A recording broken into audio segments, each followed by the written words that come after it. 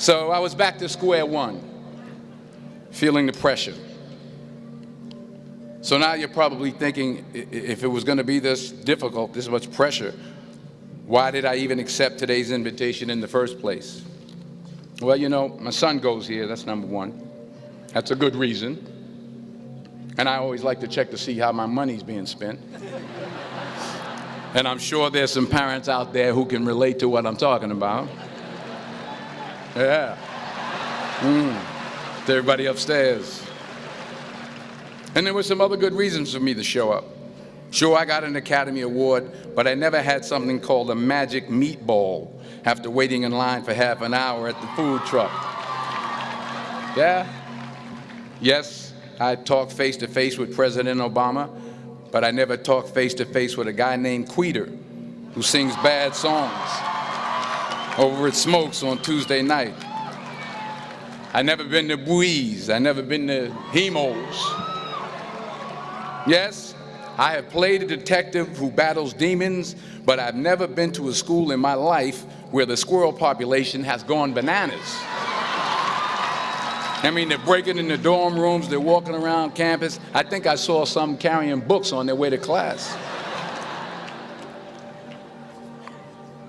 So I had to be here. I had to come.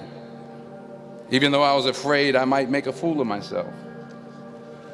In fact, if you really want to know the truth, I had to come exactly because I might make a fool of myself. Now, what am I talking about? Here it is. I found that nothing in life is worthwhile unless you take risks. Nothing. Nelson Mandela said, "There is no passion to be found playing small and settling for a life that's less than the one you're capable of living." Now, I'm sure in your experiences in school and applying to college and picking your major and deciding what you want to do with life, I'm sure people have told you to make sure you have something to fall back on. Make sure you got something to fall back on, honey. But I never understood that concept, having something to fall back on. If I'm going to fall, I don't want to fall back on anything except my faith. I want to fall forward. I figure at least this way I'll see what I'm going to hit. Fall forward. This is what I mean. Reggie Jackson struck out 2,600 times in his career, the most in the history of baseball. But you don't hear about the strikeouts. People remember the home runs. Fall forward. Thomas Edison conducted 1,000 failed experiments. Did you know that? I didn't know that. Because the 1,001st was the light bulb. Fall forward. Every failed experiment is one step closer to success. You've got to take risks, and I'm sure you've probably heard that before, but I want to talk to you about why that's so important. I got 3 reasons, and then you can pick up your iPhones. First, you will fail at some point in your life. Accept it. You will lose. You will embarrass yourself. You will suck at something. There's no doubt about it. And I know that's probably not a traditional message for a graduation ceremony, but hey, I'm telling you, embrace it, because it's inevitable. And I should know. In the acting business, you fail all the time. Early on in my career, I auditioned for a part in a Broadway musical. Perfect role for me, I thought, except for the fact that I can't sing. So I'm in the wings, I'm about to go on stage, but the guy in front of me, he's singing like Pavarotti. He's just, he's just going on and on and on, and I'm just shrinking, I'm getting smaller and smaller. So they say, "Oh, thank you very much, and you'll be hearing from us." So I come out with my little sheet music, and it was Just My Imagination by the Temptations. That's what I came up with. So I hand it to the accompanist, and she looks at it and looks at me and looks out at the director and was like, "All right." So I start, I'm going to sing. I'm like, "It's just my imagination.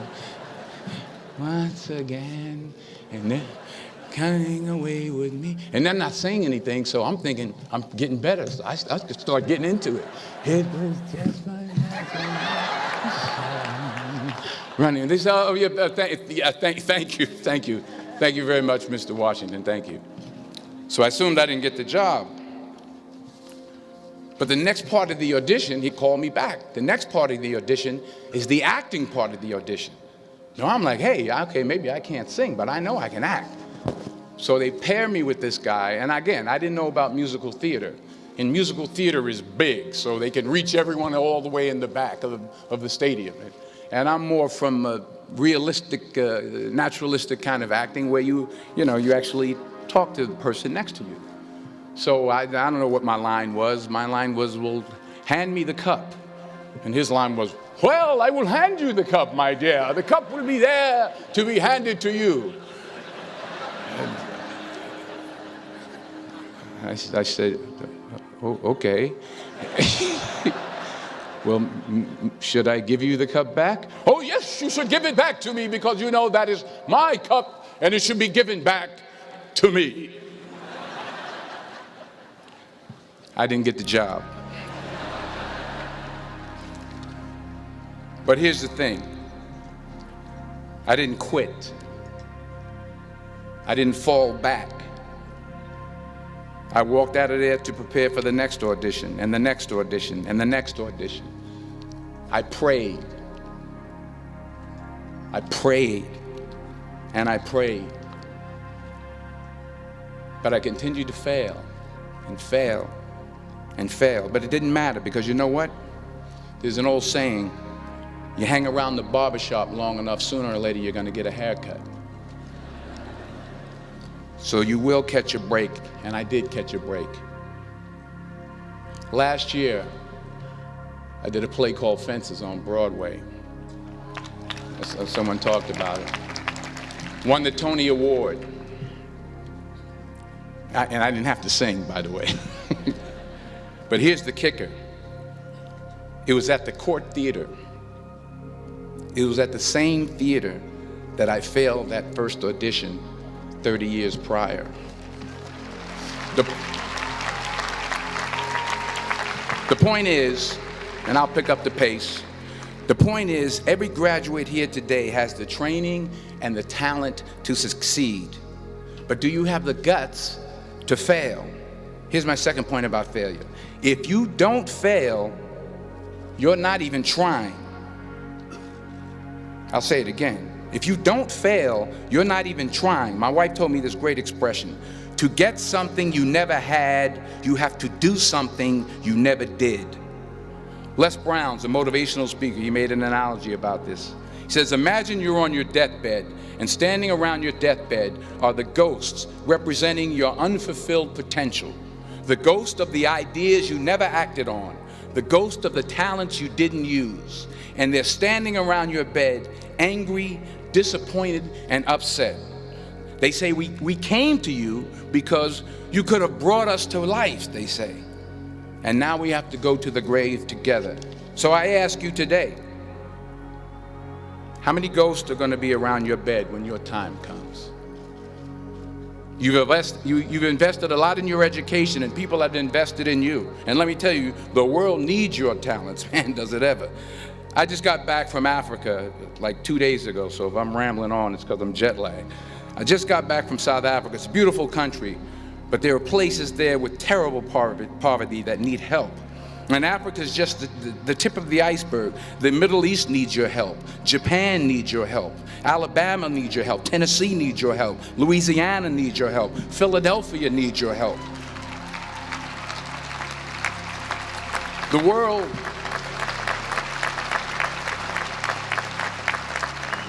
world needs a lot, and we need it from you.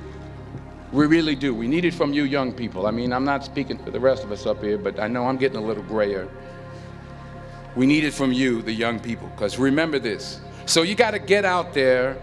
You got to give it everything you got, whether it's your time, your talent, your prayers, or your treasures. Because remember this. You will never see a U-Haul behind a hearse.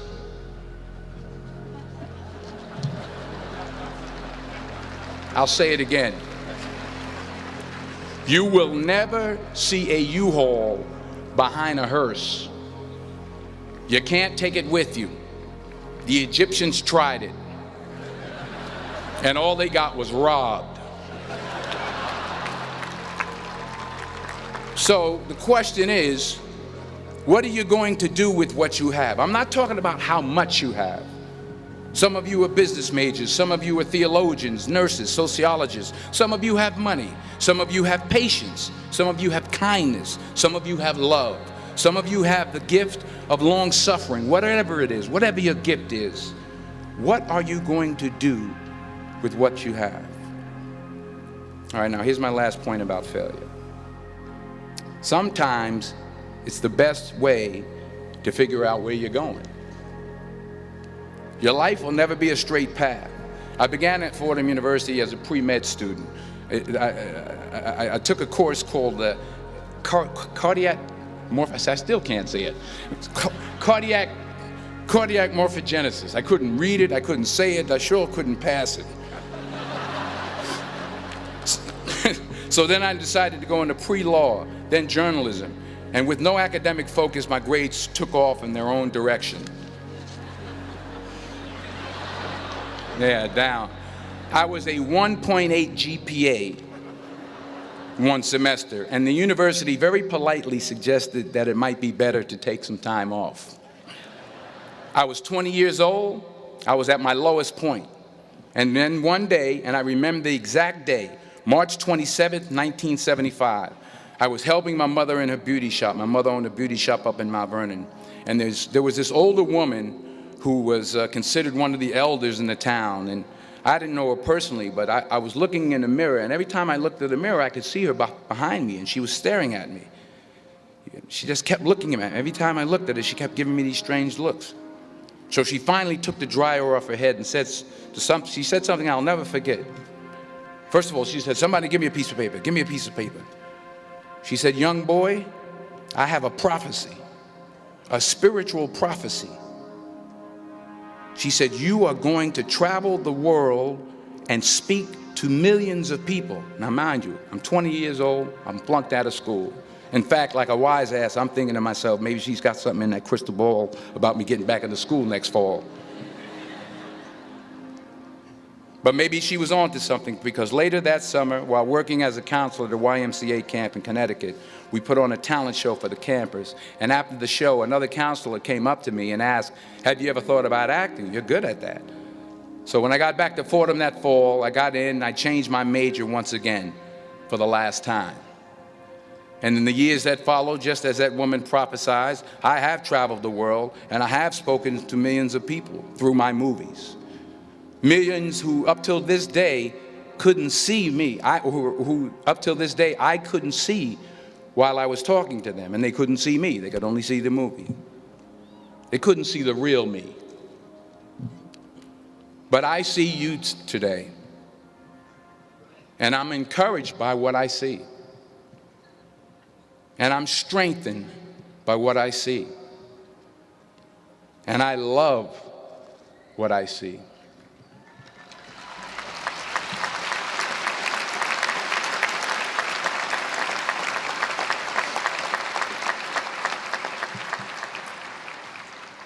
One more page, and I'll shut up.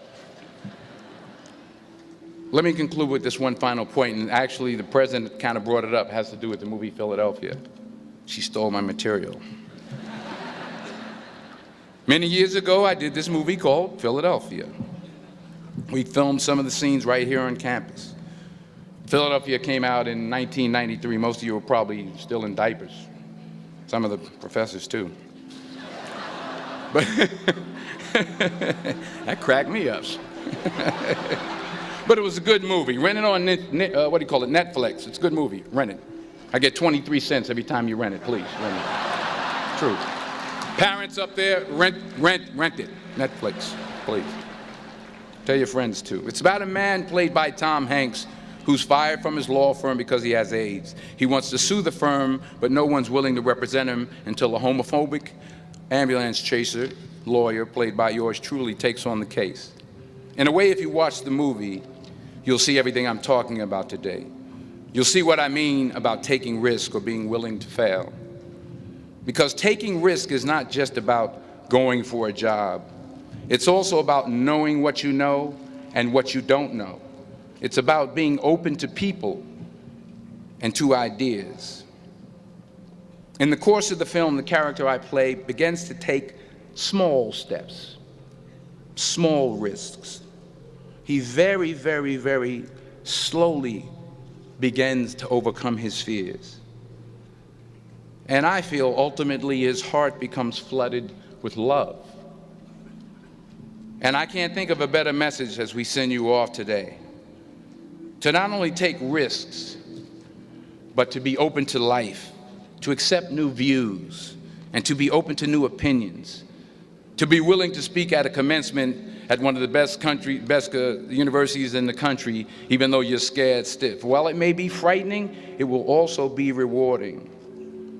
Because the chances you take, the people you meet, the people you love, the faith that you have, that's what's going to define you. So members of the class of 2011, this is your mission.